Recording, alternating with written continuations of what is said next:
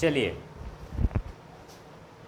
ये टॉपिक जो है समतल आकृति पे है। क्या है, जो समतल आकृति के अंदर एक शेप्स के अंदर कई ठो शेप्स रहते हैं, उनका यदि हमको क्षेत्रफल निकालना है तो हम तो इस टॉपिक को यही समझते हैं कि सबसे पहले आपको समझना यही चाहिए कि ये जो यदि एक शेप्स जिस शेप्स के अंदर है वो किस प्रकार का है, सबसे मतलब ये किस प्रकार का है। सबसे पहले आपको इसमें यही समझना होता है कि देखिए कि जो बाहरी वाला शेप्स है वो कैसा है, क्या है, समझ में आया ना। जो अंदर वाला शेप्स है वो कैसा है। यदि हम मानते हैं कि मान लेते हैं ये हमारा क्या है, आयताकार है। क्या है, आयताकार है। ठीक, इस आयत के अंदर हमने क्या कर दिया, ये जो इस डब्बे को हमने रख दिया। ठीक है, रख दिया।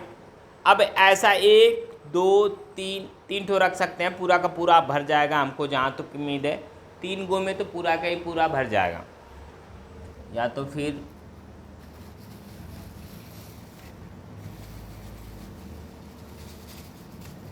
ये गोल है ना, देखो इसके अंदर ये आ गया, ये पूरा का पूरा ऐसा होगा। इतना मान के चलिए कि दोनों साइड क्या आ रहा है, छू रहा है। क्या कर रहा है, छू रहा है। 1 रखे, 2 रखे, 3 ठो रखेंगे, इसमें 3 ठो होगा ये।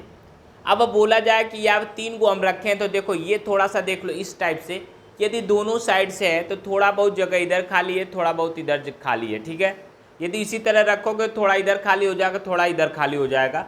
अब हमको करना क्या होता है कि यही बोलता है कि जो छायांकित भाग है, अब इसमें बोला है सिर्फ हमने ये बोला गया कि पहले क्या है, वर्ग है। क्या है, वर्ग है। वर्ग के अंदर 4 गोले, 1 2 3 और 4 हो गए। ठीक, अब इन गोलों के अंदर देखो ये जो शेप्स है, देखो चारों तरफ से छुआ हुआ है ना।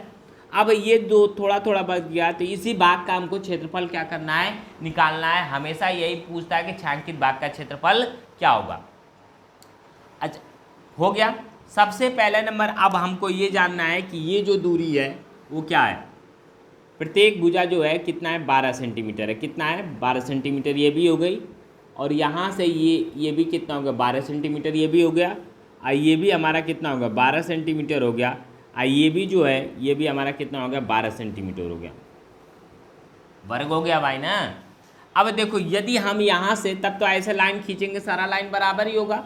यहाँ से हम यदि खींचते हैं इस गोले का सेंटर को मिलाते हुए, ये मान लो ये सेंटर मिल गया, यहाँ से एक सेंटर मिल गया, ये क्या हो गया, पूरा यहाँ चला गया।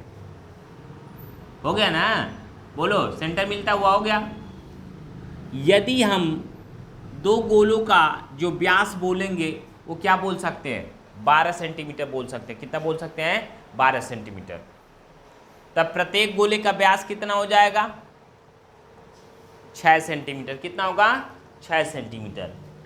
अब यहाँ पे यही होता है कि यदि करेंगे तो सबसे पहले नंबर देखो ये किसके अंदर फिट है, वर्ग के अंदर फिट है, तो पहले वर्ग का क्षेत्रफल निकाल लेंगे।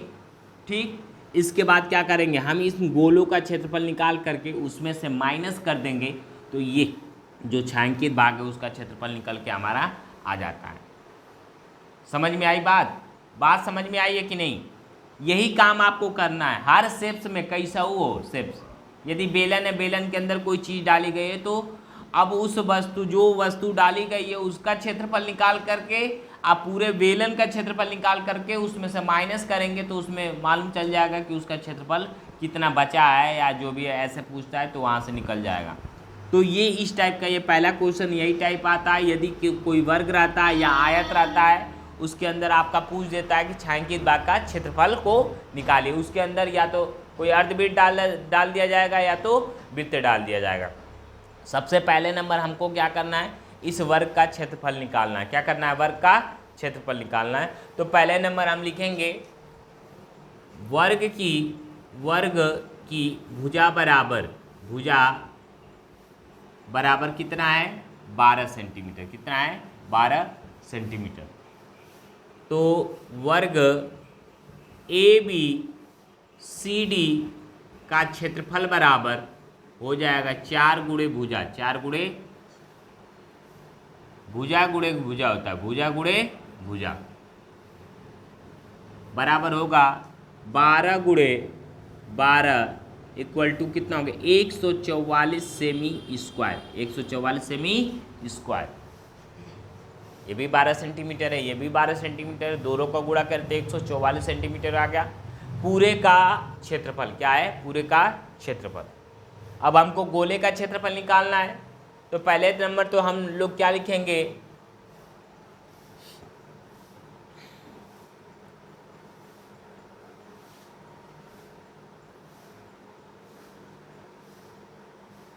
ए बी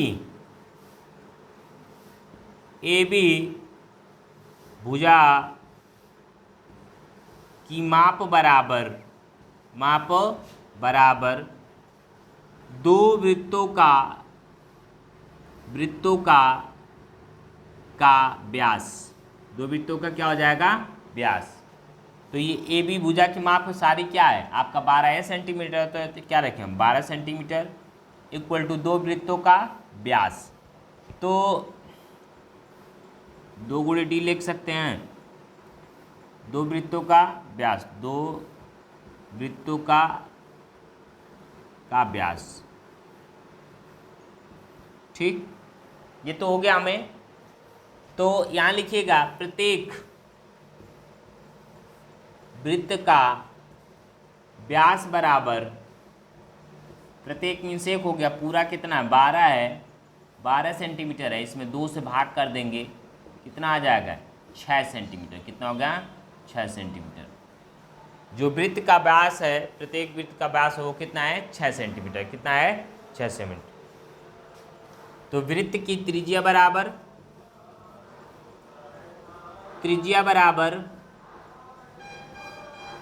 आर बराबर कितना हो जाएगा? 6/2 इक्वल टू 3 सेंटीमीटर। कितना हो गया? 3 सेंटीमीटर। आया समझ में? जो प्रत्येक गोला है उसका तो त्रिज्या निकल के आई वो कितनी आ गई? 3 सेंटीमीटर। कितना हो गया? 3 सेंटीमीटर। काबिल। चलिए, अब हमने बता दिया था कि पहले नंबर क्या कर, जिस शेप्स के अंदर है उसका निकाल लेंगे, तो वर्ग का निकाल लिए। ठीक, इसके बाद हम क्या कर, गोले के त्रिज्या निकाल चुके हैं। गोले का त्रिज्या निकाले हैं।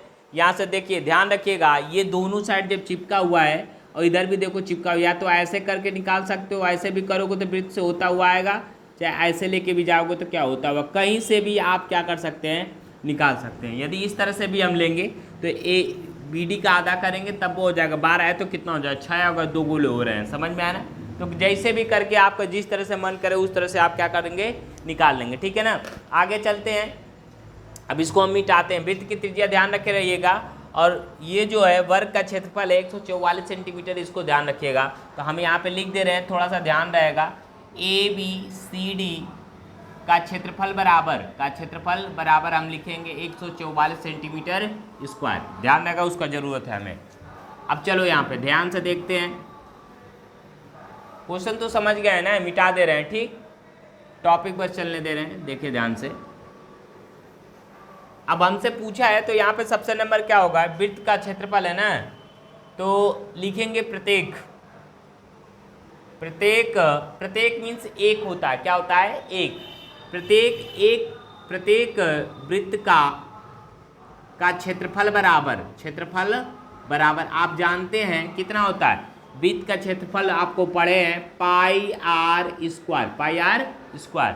आप इतना करिएगा, पाई के वैल्यू कितने रखेगा? 22/7, और आर की वैल्यू कितनी है? 3 है, तो 3 गुणे 3 हो जाएगा। 3 गुणे 3। समझ में आया ना भाई?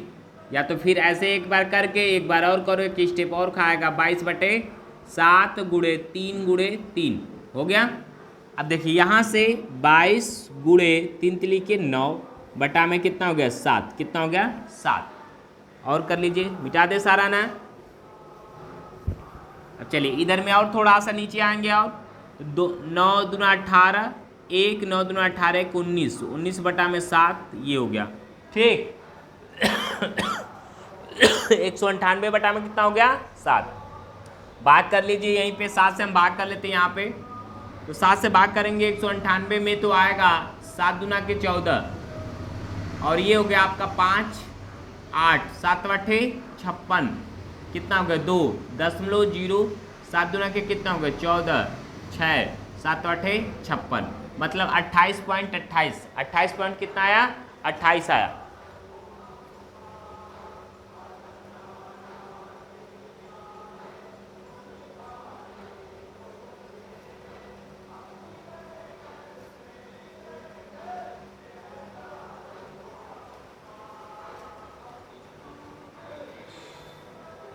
चाहे यहीं पे रहने दो, अभी भाग देंगे हम लोग।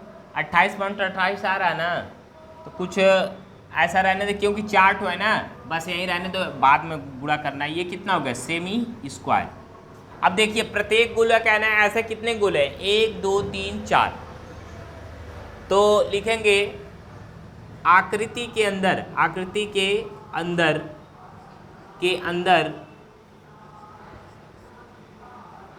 4 वृत्तों का क्षेत्रफल। अब बराबर हम लोग जानते हैं 4 गुणे प्रत्येक वृत्त का क्षेत्रफल।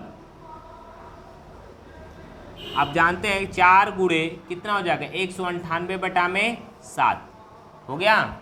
इक्वल कर लेंगे आगे, 4 बटे 32, 3 आ गया कैरी, 4 9 36, 36 37 38 39, कैरी 3 हो गया, और 4 एकम 4 और 4 3 कितना हो गया 7, बटा में कितना हो गया 7 सेंटीमीटर स्क्वायर। 792 बटा में 7 सेंटीमीटर स्क्वायर, ये हो गया 4 वृत्तों का क्षेत्रफल। चलिए देखिए यहाँ पे हम लोगों ने क्या किया, 4 वृत्त के अंदर जितने 4 1 2 3 और 4 चारों वृत्तों का हमने क्या कर लिया, क्षेत्रफल निकाल लिया है। अब हमको छायांकित भाग का क्षेत्रफल निकालना है। तो छायांकित भाग का क्षेत्रफल जब निकालेंगे तो कैसे लिखेंगे, यहाँ पे लिखेंगे छायांकित भाग का क्षेत्रफल, छायांकित भाग का क्षेत्रफल बराबर, ठीक, वर्ग का क्षेत्रफल, वर्ग ABCD का क्षेत्रफल माइनस 4 वृत्तों का क्षेत्रफल, वृत्तों का क्षेत्रफल। अब यहाँ पे ध्यान रखना है इसका कितना है, 144 सेंटीमीटर स्क्वायर है, माइनस ये कितना है 792/7 सेंटीमीटर स्क्वायर है, ठीक है।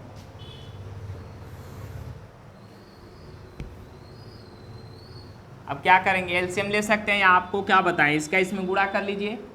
क्या करेंगे, 7 चौक 28, 2 7 चौक 28, 28 2 30, कैरी 3, 7 एकम 7 और 3 कितना हो गया 10, ठीक, माइनस 792/7, मतलब 1008 में से 792 निकाल देंगे, कितना आ जाएगा 6 आ जाएगा, 10 1 हो जाएगा, यहाँ पे कितना हो जाएगा 10 3 आ जाएगा, तो ये हो गया 316, 216, तो 216/7। अब इसका हम लोग भाग देंगे, 216 में 7 से भाग दीजिए तो कितना होगा 7 तिरिके 21, कट गया, 6 उतारे भाग नहीं गया, 0 बढ़ा दिया, 10 बढ़ा के 0 लिया, 7 बटे 56, 4 आया 0, 7 5 35, मतलब मान के चलिए ये आया 30.85 सेमी स्क्वायर।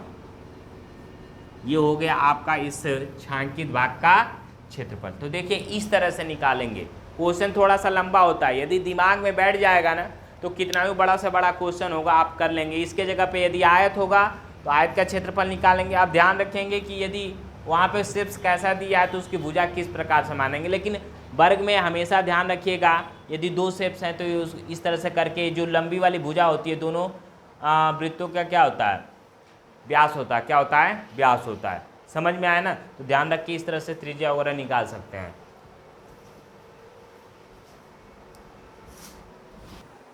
क्वेश्चन नंबर देखो एनसीईआरटी का है, क्वेश्चन नंबर 2 12.3 का है। कौन सा एक्सरसाइज है, 12.3 का है, एनसीईआरटी का क्वेश्चन नंबर 3 है। जो अभी बताएं आप लोग को आकृति संयोजन वाला उसी पे है। दी आकृति में छायांकित भाग का क्षेत्रफल ज्ञात कीजिए। यदि ABCD की भुजा 14 सेंटीमीटर है का एक वर्ग है, इसका मतलब ये भी 14 सेंटीमीटर हो गया, ये भी 14 सेंटीमीटर हो गया आपका, और ये भी 14 सेंटीमीटर हो गया, और ये भी 14 सेंटीमीटर हो गया। सब समझ में आ रहा है ना, 14 सेंटीमीटर हो गया।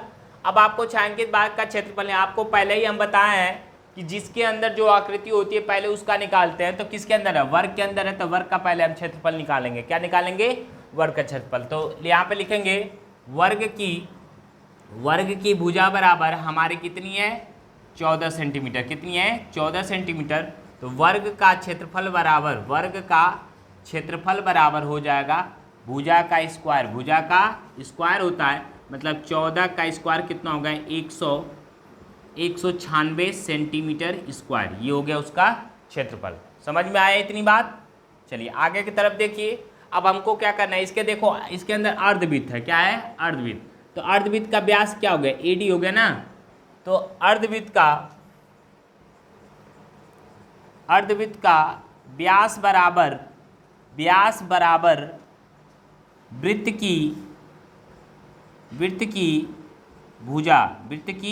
भुजा। कोई भी भुजा ले लो कि इधर का है तो यही होगा भुजा। समझ में? व्यास तो यही होगी ना, क्योंकि इशारा क्या है? बराबर है। तो अब आपको ध्यान रखना है वृत्त की भुजा।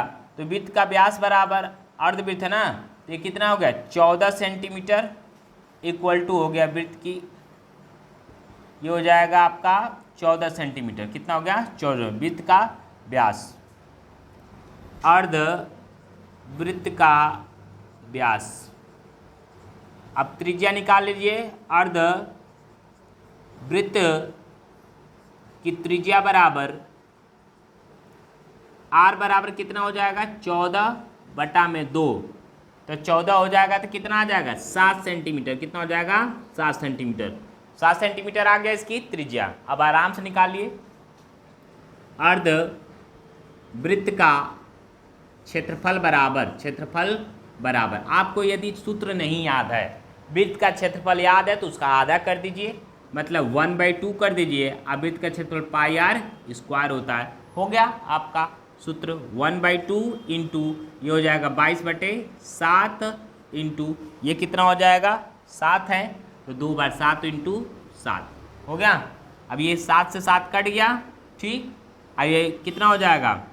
11 बार में ये हो गया 11 गुणे 7 बराबर हो जाएगा 77 सेमी स्क्वायर। 77 सेमी स्क्वायर आ गया यहाँ तक। अब हमको छायांकित भाग का क्षेत्रफल निकालना है, तो छायांकित भाग का क्षेत्रफल निकाल लेंगे। अब ध्यान रखिएगा कितने अर्धवृत्त है? 2 ठो है। कितना है? 2 ठो है। तो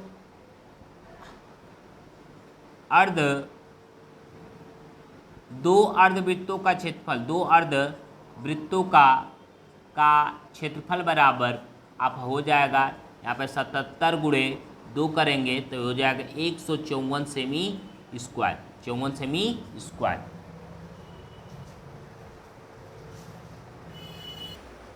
करिए सर हम नहीं चलाते हैं अब,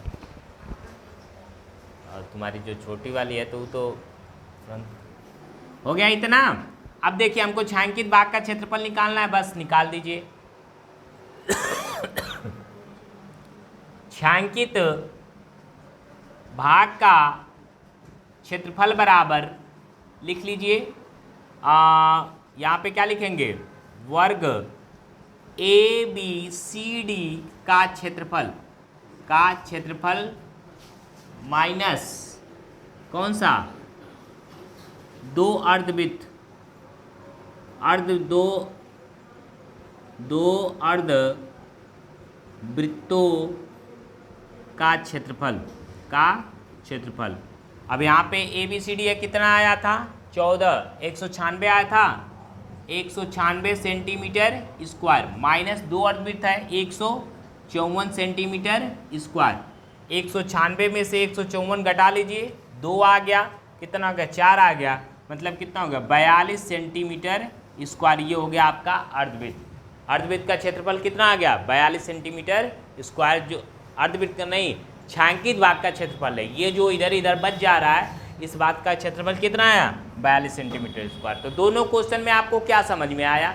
यही समझ में आया कि हमें क्या करना है, जिसके अंदर पहले है उसको निकालना। मतलब यदि वर्ग के अंदर है तो पहले वर्ग का निकालना है, इसके बाद इस तरह से करके आपको देख लेना है कि इसका व्यास है किस तरह से बनेगा। कुछ तो आइडिया मिल ही जाएगा आपको कि किस तरह से बनेगा।